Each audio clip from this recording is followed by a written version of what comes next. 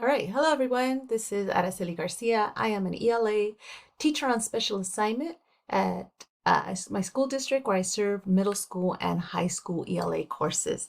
So I thought this module was very important. It connects directly to a lot of the work that I do. I provide PD for the different schools that I service, and all of my PD is often started with a data discussion. We look at different assessments and then we talk about how can we use this assessment to guide the instruction. And that's what I use in my PDs is I use the data that we're seeing to guide the PDs that I'm giving. So I'm going to talk a little bit about what I read and then also some of the things that I do in my professional development sessions. So I'd like to begin with a couple of these quotes that I thought were very important. And of course, I'm just going to highlight some of the things I saw. So one of the things that I saw was that teachers should be literacy detectives. As the ELA teacher for many years, 25 years, I think that many of us had to search different areas to see, why are our students reading well? Why are they not reading well? From knowing their families to looking at the data, looking at attendance, looking at their trajectory, we definitely need to formulate an idea of what our students are bringing to the classroom. I really like this quote that teachers who intentionally use data from assessments to guide instruction have students who do well on these high stakes exams. I know there's a lot of controversy over how we should use testing. Is it just for funding? Should it be used to gatekeep? But I do believe that testing is part of our world. It's what gets some of our students make sure that they're ready for higher education. We see it in all levels of work environments. And as I often tell my own students, many of you are going to want to drive, and guess what? There's a test for that. So I don't think test should be seen as a four-letter word, right? It shouldn't be seen as a negative, but rather as just a litmus test for where a student is at a certain point in their learning journey. Here's another quote that I liked. Assessments that are valid and reliable give teachers consistent and trustworthy feedback for adopting and modifying their teaching to meet individual needs. I think that's exactly what teachers want to see is how can I use this data in my classroom? Here's a challenge. Sadly, a lot of kids after the pandemic and even before came back very disengaged with the materials that we're giving. So I constantly tell teachers, you cannot just use that worksheet that you gave before the pandemic and use it in today's world. Technology has changed our students. The social unrest that they've seen in our society has changed them.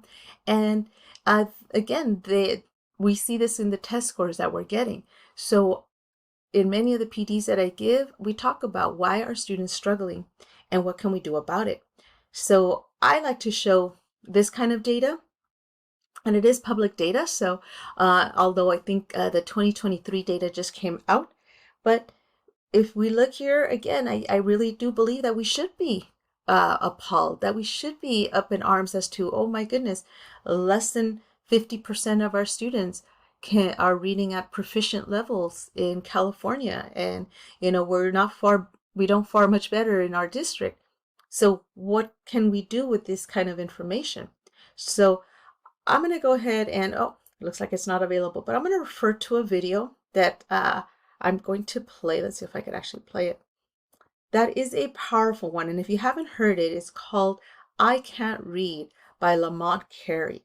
And I often would play it. Let's see if it plays here. I would often play. All right, let me see if this works. So this is Lamont Carey and his poem, I Can't Read. Let's see if it plays.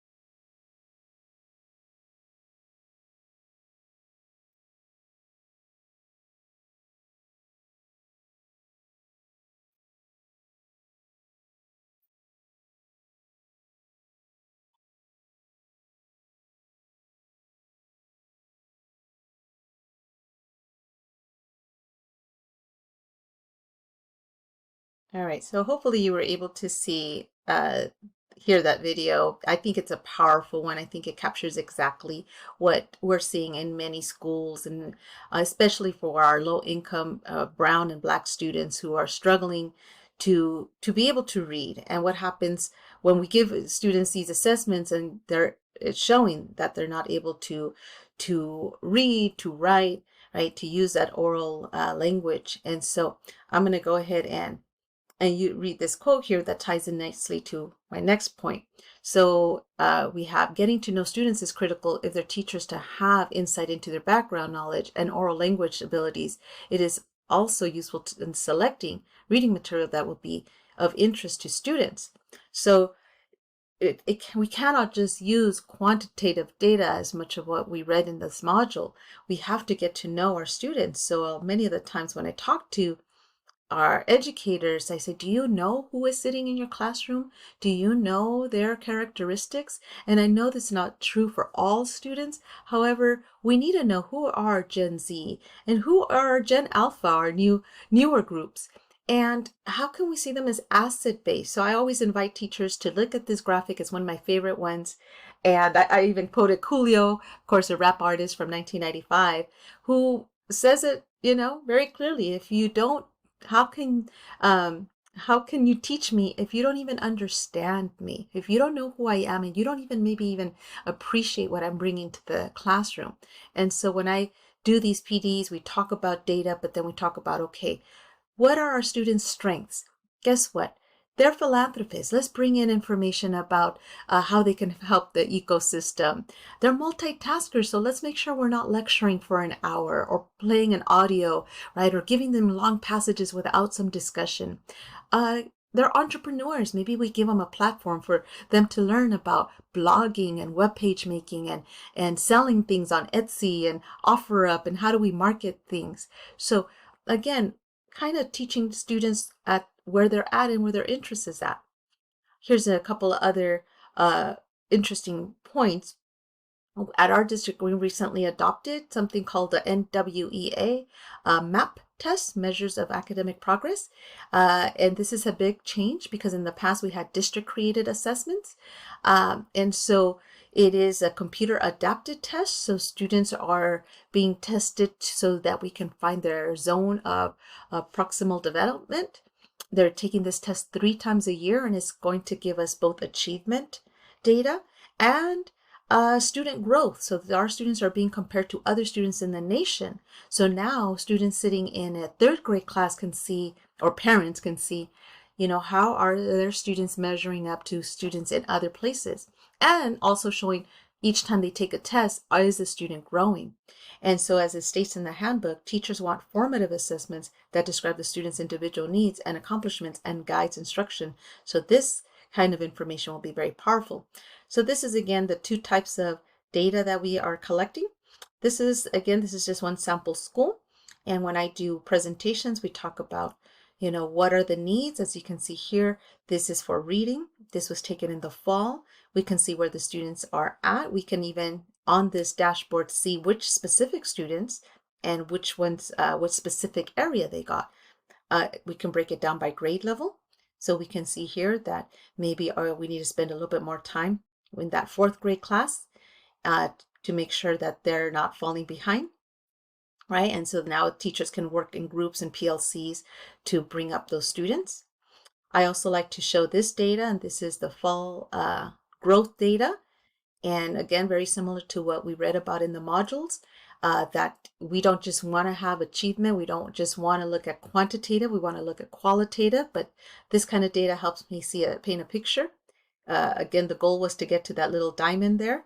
And so we can see that those 10th graders, oops, let me go back, didn't quite get there. So my job is to go and help teachers understand these kind of charts, right? And so even though our 9th graders might not be at the national norm, they are progressing according to at this school, this group of freshmen here. So that was something that I would tell them to celebrate. Same thing with the senior class. They did progress. And so I invite teachers to dig deep and look at their charts. Here's another great one. Each little dot here represents a student. And what we're looking at is just different areas. So for example, these are in the green kids who are high achieving and also grew from the last time that they took the test to this time. These kids in the orange are kids who usually are low achieving, however, they are growing. So these groups of students should be celebrated and talked to. All students should, but we definitely want to show them, hey, look at what you're doing. You're on the right track. These kiddos here, we would have a different conversation because these kids in the yellow are high achieving but didn't grow much. So they might have test fatigue or not think that this test was very important. And these kiddos over here in the pink, they might have definitely other needs, because these are my low achieving and low growth. They might have checked out of school. They might not be very engaged in the material. They might need more motivation and incentives. So this is the way we use data in our district, at least we're starting to, and this connects with the reading. Legislators want test scores to inform policymaking and allocating of funds. Parents want information that helps them understand students' daily and weekly progress. We also look at CASP, and I'm not going to go too much over it, but we can look at this kind of data. And then, like I said, state, right, and national tests give us, public and policymakers certain information. But these kinds of tests fail to provide teachers with the kind of diagnostic information needed to plan effective instruction. And so even though we have CASP data, I think it's important to also have other forms of data provided. Okay, one of the things, and I don't have access to it right now, but one of the tools I highly recommend teachers to use is called Tools for Teachers. And as we talk about how do we guide instruction, this is a great free resource. Basically, you would log in, and these are the steps I show teachers that they should maybe go to the playlist. And what happens is you can put in a specific standard. Let's say my students are low in vocabulary. I can look up vocabulary for, let's say, 9th grade, and it'll give me a list of already vetted lessons with handouts and hyperlinks, and I can basically differentiate for my different students in my class. And so it gives me a good 5-step lesson plan. So this is a great model for how to do lessons that are aimed at specific standards. Here are some other things that I've tried in my class that I highly recommend. Here's one. This is called